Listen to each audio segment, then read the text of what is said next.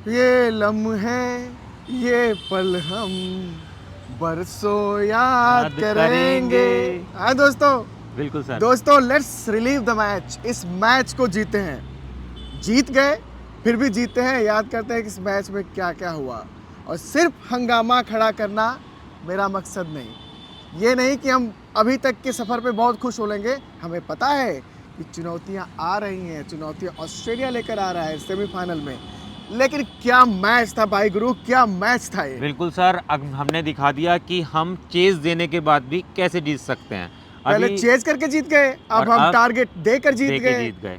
Great great. मतलब क्या match था कि अब देखो ये न्यूजीलैंड टॉस जीतता है, इंडिया को बोलता है जी आओ बैटिंग कर लो, बैटिंग करो। बैटिंग कर लो, हम देखते हैं कि आपकी ताकत क्या है। और हुआ वहाँ पे वो जो शुरू में न्यूजीलैंड ने चाहा। हमारा पहला विकेट गिर गया 15 रनों पे, मतलब 30 रन होते होते हमारे 3 हमारे विकेट टॉप बल्लेबाज जो थे वो रोहित शर्मा, विराट कोहली और शुभमन गिल वो निकल चुके थे। निकल गए थे। लेकिन भाई वहाँ पे एक साझेदारी होती है श्रेयस अय्यर और अक्षर पटेल के के बीच। बीच में। अक्षर पटेल और श्रेयस अय्यर के बीच की जो साझेदारी है ना, इसने आपके लिए एक लॉन्चिंग पैड बना दिया कि जहाँ से आपकी पारी उड़ सकती है। ऑल्दो ये साझेदारी थी 98 रनों की, 98 रनों की साझेदारी जब टूट गई अक्षर पटेल के आउट होने से, और अक्षर पटेल का जो डिसमिसल था वो थोड़ा सॉफ्ट डिसमिसल था। सचिन रविंद्र ने वो गेंद की थी और वो लेग साइड पे वो उड़ाना चाहते थे, और वहाँ पे लेग स्लिप के आसपास खड़े थे विलियमसन, उन्होंने कमाल का एक कैच वहाँ पे पकड़ लिया। लेकिन कमाल के कैच की बात करें अगर दोस्तों, तो आपको विराट वाला कैच याद है? विराट सर, वो कैच तो ऐसा था ना कि कल इतना ज़्यादा ट्रेंड भी हुआ है और लोगों ने बहुत पसंद किया है। जो बात है कि एकदम फ्लाई देखा कैसे उड़ के, ग्लेन फिलिप, भाई ग्लेन फिलिप ही वो कर सकते थे। गजब का कैच। वो कुल 23 मीटर की दूरी थी बल्लेबाज से और फील्डर के बीच में। विराट हैरान थे, उनकी वाइफ अनुष्का हैरान थी और हर कोई हैरान था। मतलब ये हुआ क्या एकदम से, क्योंकि विराट लय में नजर आ रहे थे सर कल भी लय में आ रहे थे। और देखिए एक साझेदारी जो हुई, हमने कहा कि अक्षर पटेल और श्रेयस अय्यर के बीच में बहुत उसने इंपॉर्टेंट बुनियाद थी वो। रखी। उसके बाद एक साझेदारी होती है श्रेयस और केएल राहुल के बीच में, उसने थोड़ी जान डाल दी। और जब तक श्रेयस अय्यर थे भाई साहब, ये ठीक बात है कि ऊपर के हमारे टॉप 3 बल्लेबाज जब रन बनाते हैं ना, तो खुशी बहुत ज़्यादा होती है, आपका ना स्कोर भी बहुत बढ़ जाता है। बट नहीं थे ना कल, कल आउट हो गए थे। कल जो था प्रेशर भी था और एक मतलब कहीं ना कहीं टीम को ऐसे स्कोर पर लेके जाना था जहां से हम जीत सकें, और ऐसी पिच पे 250 का स्कोर था जो था जीतने लायक। और भाई साहब लेकिन 250 का स्कोर बना कैसे? श्रेयस अय्यर जो हम कह रहे हैं कि भाई कमाल की पारी खेला, बंदा एक कमाल का ही है। जबरदस्त। ये 3 मैचेस जो हुए हैं ना, एक में उनकी हाफ सेंचुरी है, दूसरे में भी ये 79 रनों की पारी है जो कि सेंचुरी हो सकती थी। पहले मैच में जब वो फेल भी हुए थे भाई, तो पहले मैच में भी उनके 25 रन थे। आपने देखा इंग्लैंड के खिलाफ भी उन्होंने कैसी कैसी पारियां खेली इंडिया में। तो इस बंदे को क्रेडिट बहुत कम मिलता है, मैं बार बार कहता हूँ, मैं तो उनका फ़ैन हो गया हूँ यार। 4 नंबर पे आते हैं, ज़बरदस्त उन्होंने अपनी टीम का टेम्पो हाई रखा। उनके आउट होने के बाद लगा भारत 225-230 तक सिमट जाएगा। लेकिन Hardik Pandya hard hitter.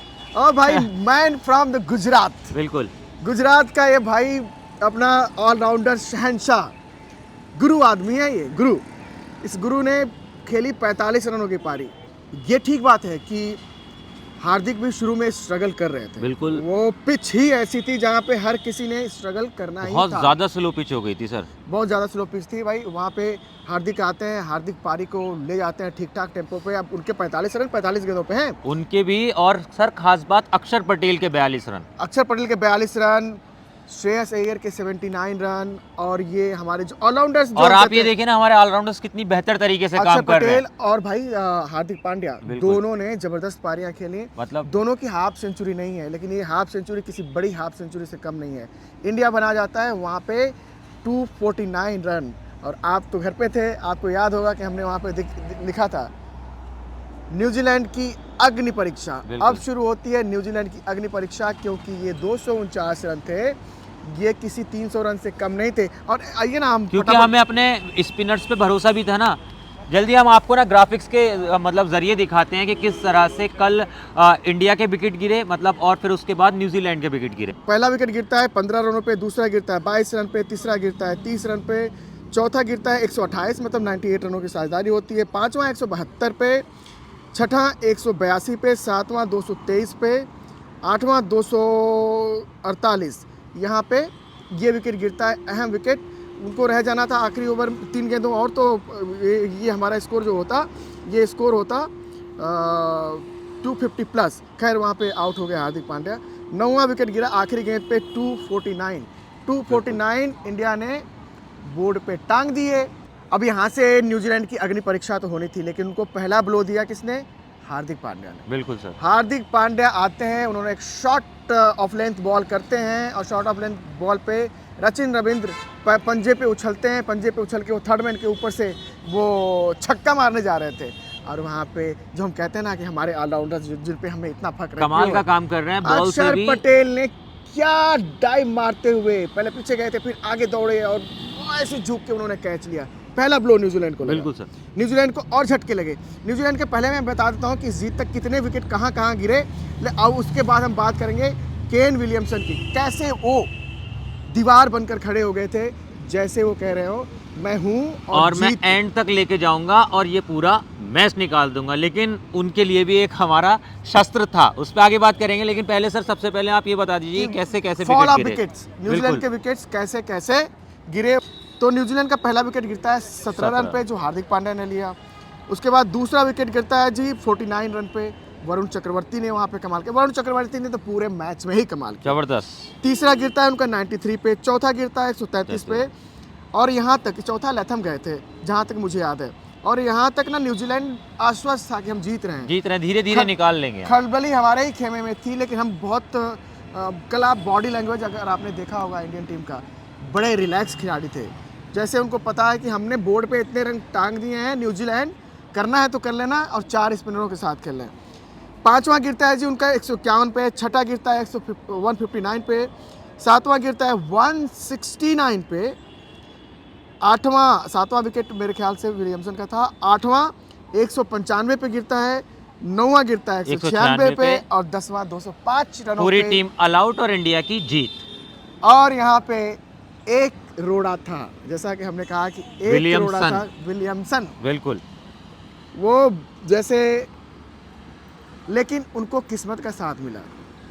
KL Rahul ने 2 उनके कैच, रेवोल्यूशन कैच थे वो, इतना आसान कैच नहीं थे, लेकिन 2 कैच उन्होंने छोड़ दिए। मतलब आपने विलियमसन जो अभी तक फॉर्म से जूझ रहे थे, उनको आपने आज़ादी दे दी कि जो चाहते हो कर लो, और वैसे भी इंडिया के खिलाफ वो अच्छा खेलते हैं सर। अब यहाँ पे बात ही है, चलो हम जीत गए, ये हमारी 4 स्पिनरों की रणनीति भी अच्छी है, ये स्ट्रेटजी अच्छी है।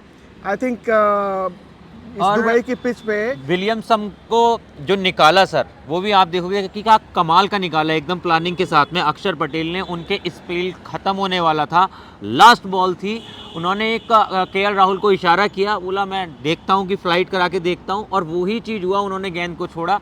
विलियमसन को थोड़ा लालच में दिया, वो क्रीज से निकले और तुरंत स्टंप, उन्होंने पीछे मुड़ के भी नहीं देखा, बोले बस फंस गया मैं, अब तो जाना ही पड़ेगा। वो ना और आगे बढ़ गए, और वो ही ना, वो मैच का टर्निंग पॉइंट था, वहां से जीत बिल्कुल हमारे हाथ में आ गई थी। और उसके बाद जो न्यूजीलैंड के कप्तान थे सेंटनर, वो भी सर एकदम से उन्होंने सोचा कि फिर जब एक तरफ से विकेट गिरते जा रहे हैं तो क्यों ना अब थोड़ी हिटिंग की जाए। उन्होंने वहां तक ना ऋषभ, वहां तक क्या हो गया था कि वो बुझते चिराग की आखिरी लौ थी। हाँ, उन्होंने छक्के लगाने तो शुरू किए, हाँ, लेकिन गेंद और रनों के बीच में वो फासला जो है ना, वो बढ़ गया था, और फिर उसके बाद वो वरुण के चक्रव्यूह में फंस गए। भाई वरुण चक्रवर्ती ने, जिसकी भी ये सोच थी, चाहे कोच की हो चाहे कप्तान की हो, पहले तो उस सोच को सलाम की जहाँ पे आपने जायसवाल की जगह उनको टीम में, मेन टीम में 15 में रखा, 15 से 11 में भी लाने की जिनकी सोच थी, चाहे वो कोच हो, कप्तान हो, सीनियर मैनेजमेंट टीम हो, विराट कोहली हो, ये कमाल कर गया और एक कमाल करने वाला है। ये सेमीफाइनल में भी कमाल करेगा, ये फाइनल में भी कमाल करेगा, क्योंकि मुझे भरोसा है इस टीम पे कि वहाँ तक जाएगी। और लेकिन एक बात जी सर, ऋषभ जी, अब हमें ऋषभ चाहिए, ऋषभ पंत चाहिए, क्योंकि विकेट के पीछे अगर ऐसी गलतियां होंगी केएल राहुल से, और मान लो कि आपने स्टीव स्मिथ को जीवनदान दिया, कल दे दिया, आपने दे दिया भाई ट्रेविस हेड को जीवनदान, वो छोड़ने वाले नहीं हैं। थोड़ा सा राहुल जो है ना वो मतलब ग्राउंड पे जा रहे हैं तो उनके अंदर वो कॉन्फिडेंस भी नज़र नहीं आ रहा, बुझे बुझे नज़र आते हैं, शांत शांत नज़र आते हैं, न जाने उनकी लाइफ में क्या चल रहा हो, कुछ नहीं, ऐसा भी लाइफ में तो कुछ नहीं चल रहा है, मतलब क्रिकेट को ही लेकर सर, वो जो भी कि है ना, अपनी फॉर्म से जूझ रहे हैं या जो भी फॉर्म से नहीं। देखो क्या है ना, उनके साथ ये प्रॉब्लम रही है, वो फैंस को बढ़िया पारियां खेल जाएंगे लेकिन वो फैंस को ना कॉन्फिडेंस नहीं देते हैं कि ये बंदा आ गया है। He is not like Viv Richards, he is not like Sachin Tendulkar, he is not like Virat Kohli. वो पर्सनालिटी है उनकी, चलो वो थोड़ा अपने आप को एब्जॉर्ब करके रखते हैं, लेकिन वो सब कुछ ठीक है, आप शांत रहने का आपका तरीका है ये, लेकिन विकेट के पीछे अगर दोस्त इस टर्निंग ट्रैक पे आपने एक गलती की, दो गलती की, एक ये पहले ही एक मैच में होता तो हम मान लेते कि चलो कोई दिक्कत नहीं है। आप पहले मैच से कर रहे हो यार, आप पहले मैच से कर रहे हो और ये 3 मैच हो गए। बिल्कुल। अब ये टाइम आ गया, अगर आप 4 स्पिनरों के साथ चाहिए जा रहे हैं आपको, तो स्पेशलिस्ट विकेट कीपर चाहिए जिसके दस्ताने चल रहे हो, जो अविश्वसनीय सा कैच ले सके। तो भाई आपको हर इवेंचुअलिटीज़ के लिए तैयार रहना था और मैं उम्मीद करता हूं कि ये था, हो गया। कल रोहित शर्मा भी और नाराज नजर आए, विराट कोहली भी गुस्से में थोड़ा दिखे उनके ऊपर, लेकिन वही है कि अगर टीम में ज्यादा मौके तो फिर मिलेंगे नहीं क्योंकि आज के टाइम में बहुत सारे लोग खड़े हैं पीछे। भैया मौके जब मिलने होंगे मिल जाएं लेकिन ये चैंपियंस ट्रॉफी है, हाँ। हमें चैंपियन बनना है और चैंपियन बनना है तो हमें स्पेशलिस्ट विकेट कीपर चाहिए। लेकिन तो आप लोग नारा बुलंद कीजिए। बिल्कुल। और कल केएल राहुल ने जिस तरह से भी परफॉर्म किया उसके बाद ये लगने लगा है कि 50-50 चांसेस हैं कि ऋषभ पंत टीम के अंदर आ सकते हैं, अगले मैच में एक ऑप्शन हो सकते हैं, ना तो फिर चैंपियंस ट्रॉफी के बाद तो फिर ऋषभ पंत के ऊपर जरूर विचार किया जाएगा। ऐसा ना हो कि देर ना हो जाए, कहीं देर ना हो जाए, देर ना हो जाए अंधेर ना हो जाए। आजा रे ऋषभ पंत, आजा भाई आजा, आपकी बिल्कुल जरूरत है। 4-4 स्पिनर आप हमारे खेलेंगे और आपके ग्लव्स वर्क की हमें जरूरत है भाई यहाँ पे। और उसके बाद आप तेज भी खेल सकते हो, आप जब आप टीम को संभालने की जरूरत है आप उस तरह से भी कर सकते हो। लेकिन ये जो मैच हम लोगों ने याद किया, जबरदस्त मैच था कि कल हमने दिखा दिया कि हम कम स्कोर पर भी मैच जीत सकते हैं। एग्जैक्टली बिल्कुल। 2 मैच हम जीते थे भाई, रन चेज करके, एक मैच में जहाँ सिर्फ 249 बनाए। और पेसर्स ने तो हमारे ज्यादा ओवर भी नहीं फेंके, 4-4 ओवर जी, बस 4-4 ओवर फेंके हैं, लेकिन गजब का। वरुण चक्रवर्ती की जितनी बात करें उतना कम ही कम है सर। इस लड़के को इंडिया ने देखा था पहली बार, मतलब आईपीएल में तो देखते रहते थे, पहली बार हमने देखा था T20 वर्ल्ड कप 2011 इसी ग्राउंड पर देखा था और स्ट्रगल करते हुए नजर आए थे। स्ट्रगल करते हुए नजर आए थे और चलो मैच में तो फिर आईपीएल में फिर काफी लंबे समय बाद दोबारा से आए और उन्होंने जब रिगेन किया कॉन्फिडेंस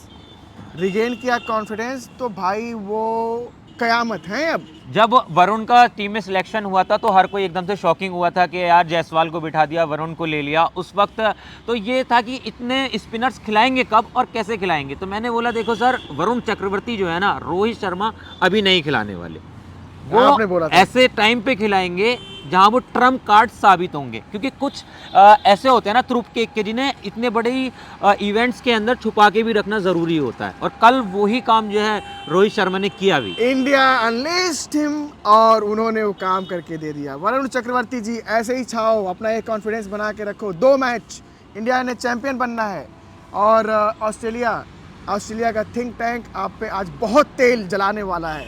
चलो यार, इंडिया ने मुकम्मल तैयारी कर ली है, पिच हमारे हिसाब की हो गई क्योंकि हम वहाँ पे 3 मैच खेल लिए, इतनी सारी प्रैक्टिस हो गया, बेहतर तरीके से समझ गए हैं। अब हमें डरना नहीं है, डरना और नहीं अब है। हमें जवाब बदला लेना है साल 2023 का, क्योंकि हमारे सामने आके खड़ा हो गया है ऑस्ट्रेलिया। और शायद मुझे तो ऐसा लग रहा था कि रोहित शर्मा इस इवेंट के अंदर ना जानबूझ के ऑस्ट्रेलिया से भिड़ना चाहते हैं कि बोले अब मैं दिखाऊंगा तुम्हें कि टीम इंडिया क्या होती है। एग्जैक्टली, जानबूझ के भिड़े या आपको नियति ने तय कर लिया है कि आपके सामने ऑस्ट्रेलिया आएगी, लेकिन आपको दबना नहीं है, क्योंकि हम जानते हैं कि इंडिया में उम्मीदों का बोझ बहुत पड़ता है, बट उन बोझ को बेंच पे बैठा के उनको बोला आराम करो, ये प्रेशर तुम आराम करो, हम 2 मैच खेल कर आते हैं और जीतना भाई, इस मैच को जीतना है।